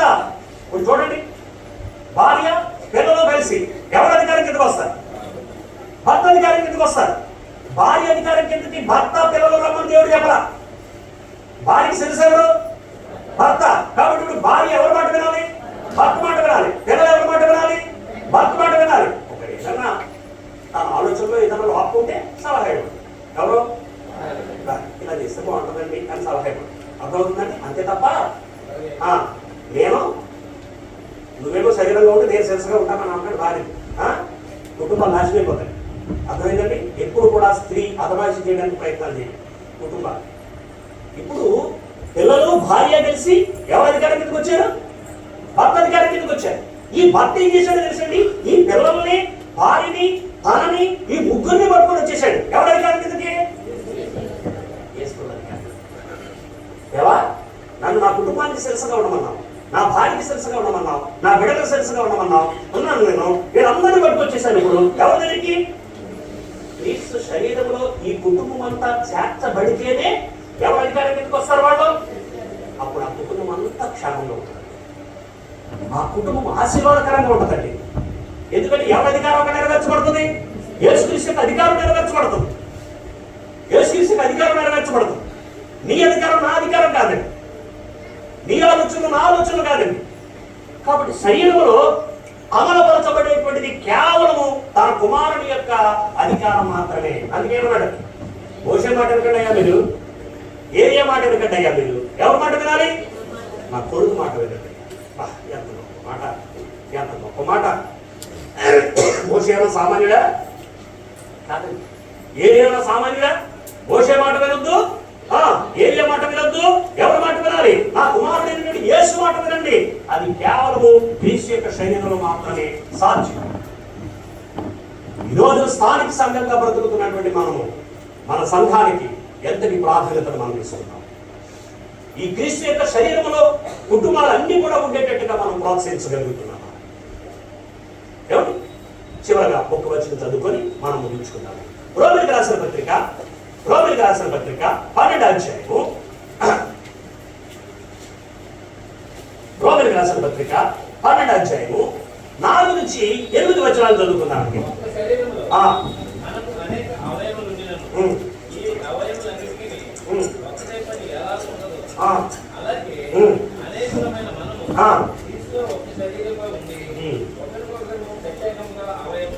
కాబట్టి కుటుంబంతో ఎక్కడికి వెళ్ళిపోయింది? ఎక్కడికి వెళ్ళిపోయిందండి? మనము క్రీస్తు శరీరంలోనికి అవయవంగా చేర్చబడినటువంటిది. నేను కొన్ని సంఘాలకు వెళ్తాను, తప్పైతే క్షమించండి, ఈ మాట నేను చెప్పడం పొరపాటు అయితే క్షమించండి. కొన్ని స్థానిక సంఘాలు, చాలా స్థానిక సంఘాలను దర్శిస్తాను. ఆ స్థానిక సంఘాల్లో నాకు అంతు చిక్కినటువంటి సంఘటన ఏంటంటే, స్టేజ్ మీద ఒక కుర్చీ ఉంటుంది సార్. ఎవరు సార్? ఎవరికంటే? పాస్టర్ గారికి. బా, ఎవరికండి? పాస్టర్ గారికి. అదే మంచి మాట, అదే మంచి మాట. నేను ఒక సోఫా సెట్ తీసుకొచ్చి పైన వేసాను. ఒకడు ఓ ప్రాంతం నుంచి వచ్చాడు, ఓ మాట అన్నారండి. నేను ఎంత బాధ అయిపోయిందో నాకు ఆ మాట, చాలా బాధపడిపోయానండి. వెంటనే స్పాట్ ఇక్కడి నుంచి తీయించేశాను, అది అవతల పడేసేయండి ఇక్కడ వచ్చాను. వాడు ఏమన్నారో తెలిసాడు, వచ్చి మీరు స్టేజ్ మీద సోఫాలు వేసుకున్నారు, ఒక ప్రాంతాల నుంచి వచ్చారు, సోఫాలు వేసుకున్నారు, క్రీస్తు శరీరాన్ని క్రీస్తు రక్తాన్ని ఏమో స్టేజ్ కింద పెట్టారు, వాకింగ్ చెప్పేవాళ్ళు నడిపించేవాళ్ళు ఏమో స్టేజ్ మీద కూర్చున్నారు. మీరు ప్రాధాన్యత క్రీస్తు శరీరానికి రక్తానికి ఇచ్చారా, లేకపోతే అక్కడ ప్రసంగం చేసేవాడికి ఇచ్చారా అని అడిగారు. 2 గంటలు అన్నాయి కదా. ఎంత ఆలోచించినటువంటి నేను ఈ గొప్ప విషయాన్ని ఎందుకు ఆలోచించలేకపోయాను? సిగ్గేసింది, అమ్మ అంత ఆలోచించలేకపోయాను, పొరపాటు అని వెంటనే నేను చెప్పేశానండి. మనకు అసలు అక్కడ తీసాపడే. అందుకే మీకు తెలుసో తెలీదు, పొరపాటులో కూడా నేను ఇక్కడ కూడా కూర్చోను, ఎక్కడో వెనకాల కూర్చున్నాను. మొట్టమొదటి నాకున్న అలవాటు. లారెన్స్ గారు గొడవ పెట్టారు, చనిపోయారు లారెన్స్ గారు. ఎక్కడున్నారు? పేరు గారు గుర్తుందా?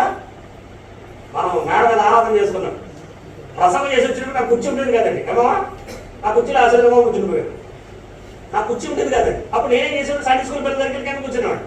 ఆయన బాధపడిపోవాడు అనమాట. మేము అందరూ కుర్చీ మీద కూర్చుంటున్నాం, బ్రదర్ కింద కూర్చుంటున్నాను బాధపడి ఓ కుర్చీ కొనుక్కొచ్చాడు. ఇక్కడే ఉన్నాడు. ఇంకా ఈ కుర్చీ ఎవరో కూర్చోడానికి, బ్రదరే కూర్చోవాలి అని ఒక్కరాడు కూర్చోలేదండి.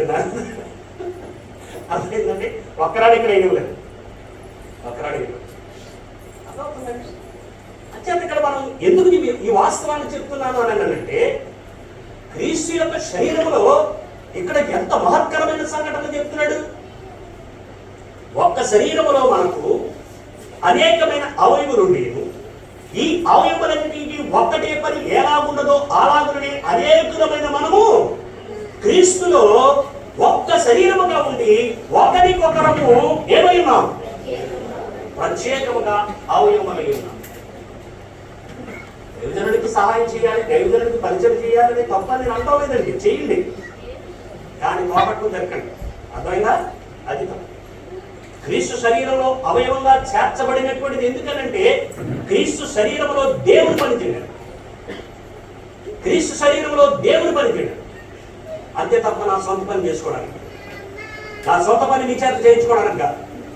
మీ బోధకుడు మీకు వాక్యం చెప్తున్నాడు, మిమ్మల్ని ఆత్మీయంగా పెంచుతున్నాడు అని కృతజ్ఞత మీరు చేసుకుంటే చేసుకోండి, అది వేరే, మీ ఇష్టం. అది దాన్ని డిమాండ్ చేసే హక్కు ఎవరికి లేదు. ఆ స్వాతంత్రాన్ని దేవుడు మనకి ఇవ్వలేదు. అంటే ఇక్కడ క్రీస్తు ప్రభు యొక్క శరీరంలో నా కుటుంబం అంతా చేర్చబడింది అనుకోండి, నా కుటుంబం అంతటి చేయవలసిన పని ఏంటట? ఏం చేయాలండి? కుటుంబ సభ్యులందరూ కూడా సంఘంలో పనిచేయాలి. ఒకరు కాదండి, ఎవరన్నాడు? కుటుంబ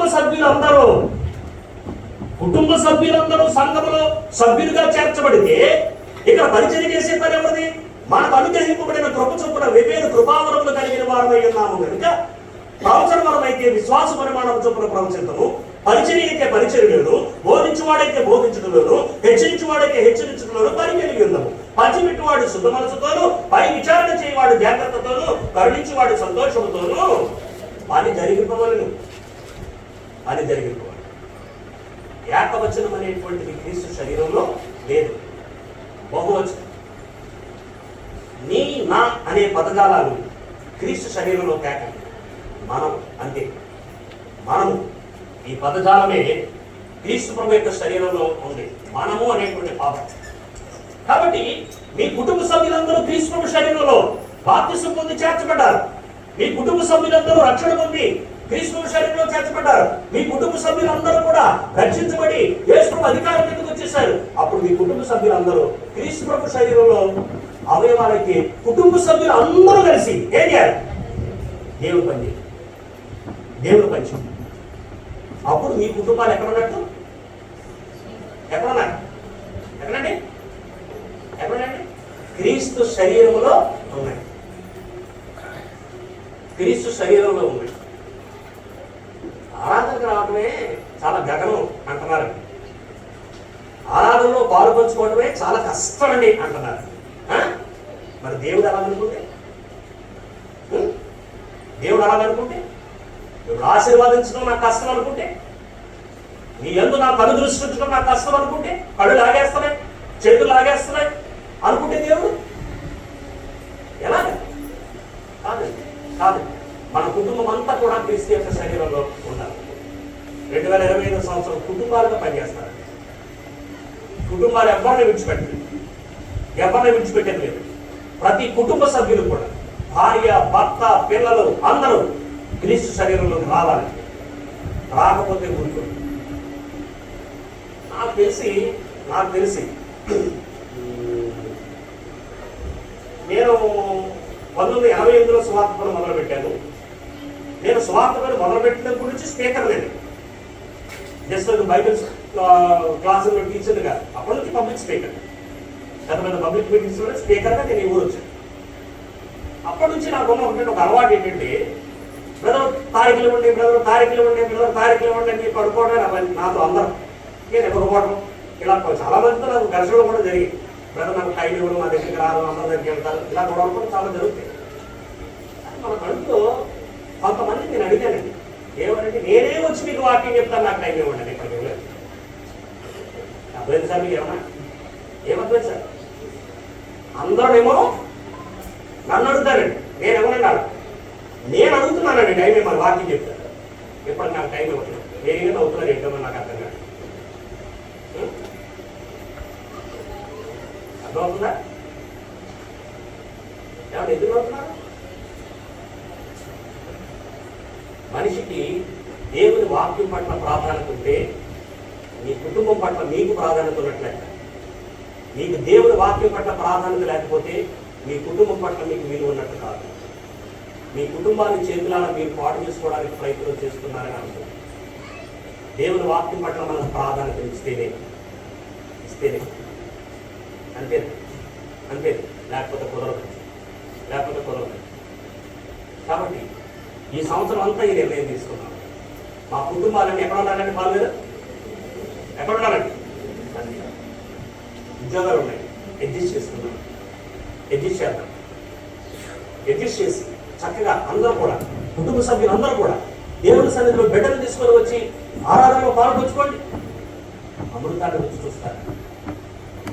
జుంటితేనే ధారల కంటే మధురమైనటువంటి ఆ జీవితాన్ని అనుభవిస్తారండి. దేవుడు మనకు తెలియపరిచినటువంటి చివరి పాఠం. మీ మనసులో దీన్ని భద్రం చేసుకోండి. కుటుంబాలన్నీ క్రీస్తు శరీరంలోకి ఇప్పటికే దేవుడికి స్తోత్రం చేస్తున్నాను. ఒకవేళ కుటుంబాలన్నీ కూడా క్రీస్తులో కానీ ఉండి ఉండకపోతే, క్రీస్తు శరీరంలో ఉండి ఉండకపోతే మారు మనసుకోండి, పశ్చాత్తాపడండి. మా కుటుంబం అంతా కూడా క్రీస్తు శరీరంలో ఉండేటట్టు. నేను క్రీస్తు శరీరంలో ఉన్నానంటే అర్థం ఏంటనమాట? యేసుప్రభుకి ఏం చేస్తానండి? ప్రాధాన్యత ఇస్తానా? ఒక ఆదివారం 52 ఆదివారాలు ఎవరు ఆరాధనకు వచ్చారంటే ఎన్ని చేతులు వేసి ఇక్కడ సార్ ఎన్ని తెలిసి రామరాడు ఆరాడా ఎందుకండి? ఓకే, మరి ఎంతమంది ఇక్కడ కూర్చొని 8 చేతులు ఎంతమంది? ఎంతమంది అయితే క్రీస్తు శరీరంలో ఉన్నామో అంతమంది కూడా 52 ఆదివారాలు. అప్పుడే నేను క్రీస్తు శరీరంలో అలా నిర్ణయాలు తీసుకోండి, అలా బ్రతకండి, దేవుని మహిమకరంగా జీవించండి. మనల్ని, మన కుటుంబాన్ని ఈ పట్టణంలోనే కాదండి, ఈ ప్రపంచంలోనే అద్భుతమైనటువంటి స్థాయికి తీసుకున్నాడు. ఇప్పటికే తీసుకెళ్ళాడు. ఈ స్థానిక సంఘాన్ని ఎక్కడికో దేవుడు తీసుకెళ్ళాడు.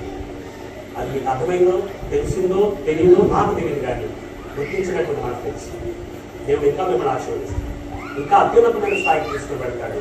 అలాగే దేవుని దగ్గర నమ్మకమైనటువంటి బిడ్డలుగా బ్రతుకుతాం. నోవాహు ఎలాగైతే తన కుటుంబం పట్ల శ్రద్ధ వహించాడు, అలాగే మన జీవితం పట్ల, మన కుటుంబం పట్ల శ్రద్ధ వహించి క్రీస్తు శరీరంలో బ్రతకడానికి ప్రయత్నించాలి. ఈ వాక్యము దేవుడు మన జీవితంలో పనిచేయాలని కోరుతూ తెలుస్తున్నాను అందరికీ.